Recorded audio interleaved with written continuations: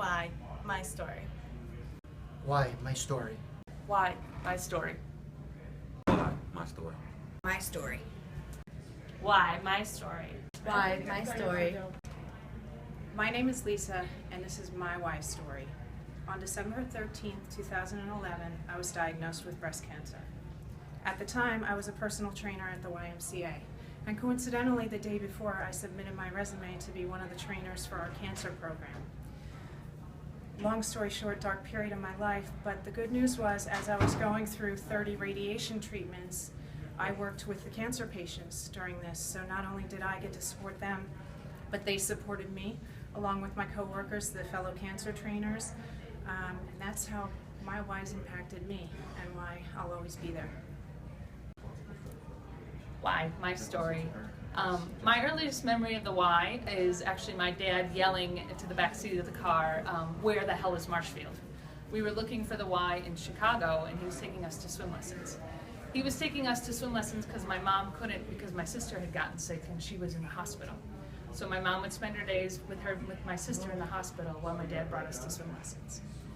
My sister, when she came out of the hospital, went into a nursing home for kids with disabilities. So my brother and I and my mom would visit her every day, and while there was only one rule that I really remembered, was that we couldn't go into the nursing home. The kids had to stay in the waiting room, and they weren't allowed inside.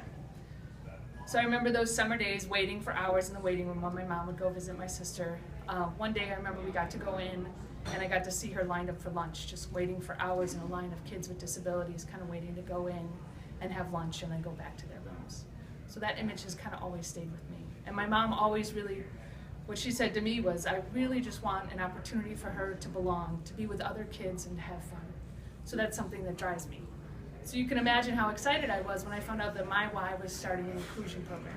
I thought it was wonderful, and I actually applied and was able to work there. Once I started working there, my daughter started taking swim lessons, which was great, and she also got to take swim lessons in an inclusive swim class with a kid with autism.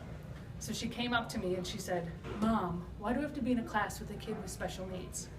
And I was devastated.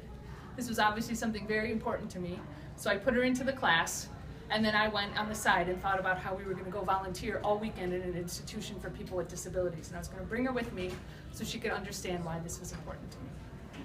But after the class, she came up, running up to me, and she said, "Mom, guess what?